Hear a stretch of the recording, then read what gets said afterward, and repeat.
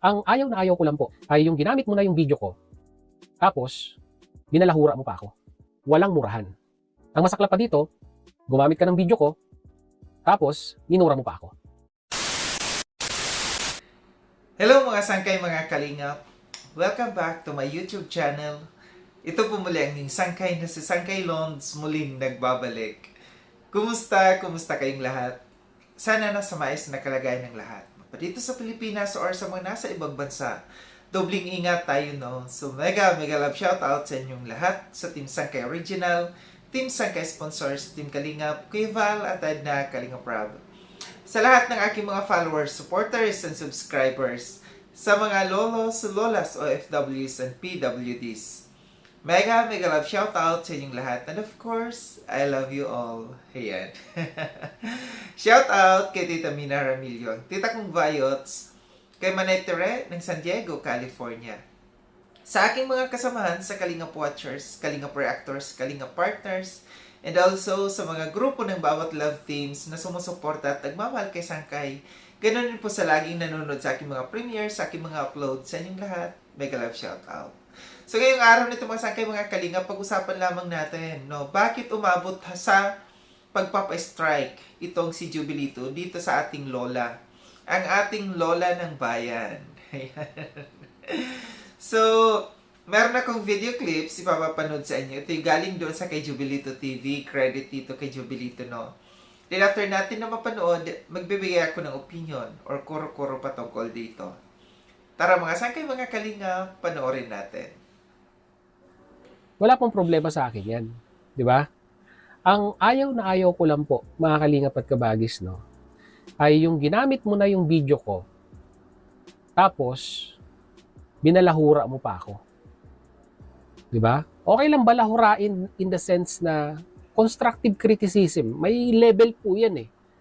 No? Yung constructive criticism na ika nga, mga Kalingap at Kabagis, ay tolerable sa aming mga content creator.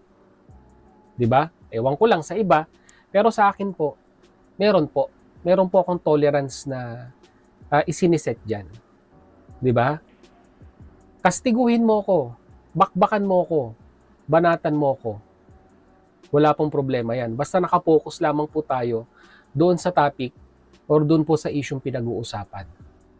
Pero, no, mga Kalingap at Kabagis, pero, pag kayo po ay lumampas na doon sa isinet nating ikangay set point na dapat hanggang doon lamang, ay pasensyahan po tayo. Hanggang saan lang po ba ang sabihin na nating set point ni Jubilito TV Official pagdating po sa bardagulan or bakbakan? Kahit hanggang saan. Basta po, no, walang murahan.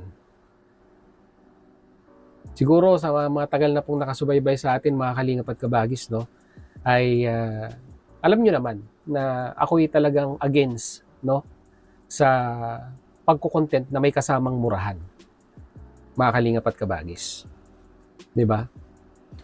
Well, yung mga ibang content creator, okay lang sa kanila, pero sa akin po, hindi. Ang masaklap pa dito, gumamit ka ng video ko, tapos minura mo pa ako. Para sa akin po, foul na yon. No? Mga Kalingap at Kabagis, foul na po sa akin yan. Hindi kita papangalanan. Kilala mo kung sino ka. No?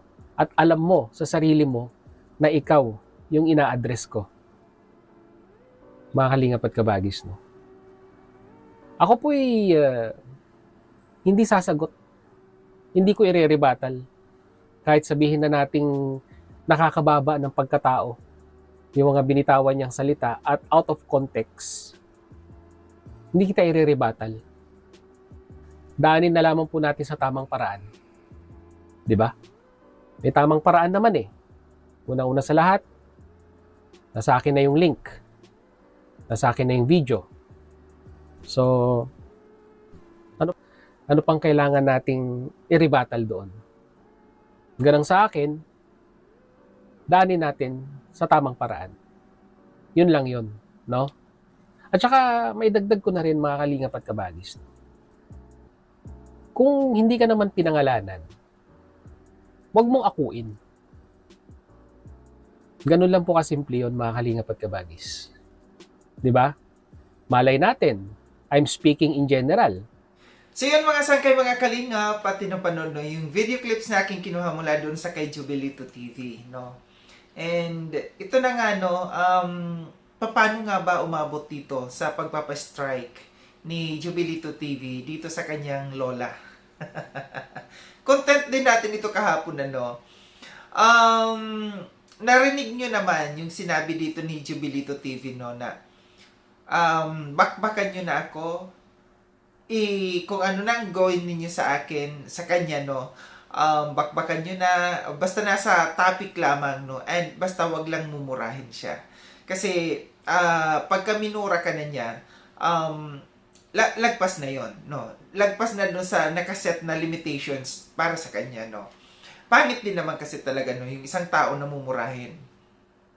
Nag-umpisa ito sa sa content ni Jubilito TV doon sa kay Starrax, and meron siyang hindi pinangalanan, no, itong hindi pinangalanan na isang tao, no, and kasama doon sa kanyang topic, no, and sinalo naman nitong lola natin ng bayan, no.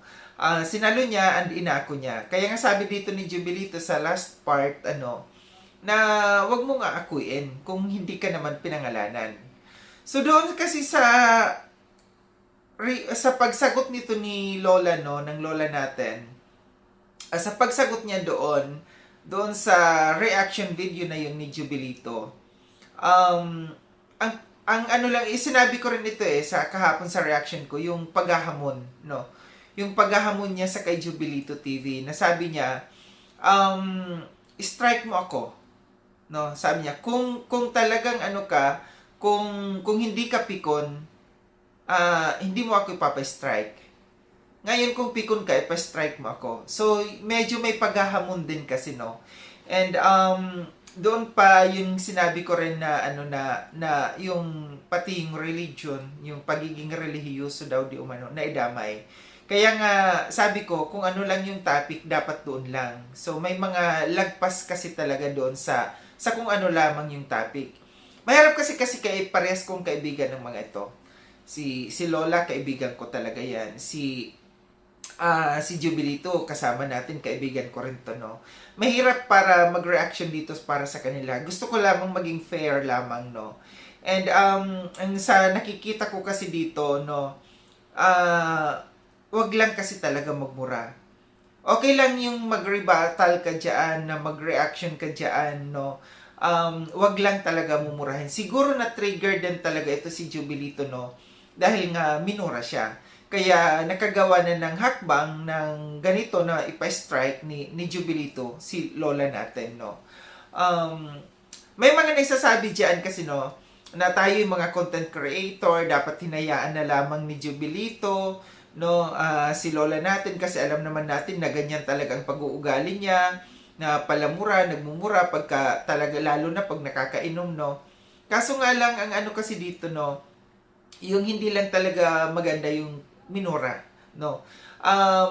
Kung tayo ay gagawa ng reaction, no, yung iba kasi diyan na mga nagmumura, ginaganahan magmura sa kapwa, sa kanilang kino-content, kasi ang mga viewers ganado din. Tuwang-tuwa ang yung ibang viewers, hindi ko nilalat, yung ibang mga viewers na ganado rin, tuwang-tuwa sila pagka may minumura yung kanilang pinapanood, no, na nagla-live or gumagawa ng reaction. Kaya ganado din yung nagko-content, no, na magmura. Kasi feeling talaga nila na ilalabas nila yung gusto nila, no, pagka sila'y nagmumura.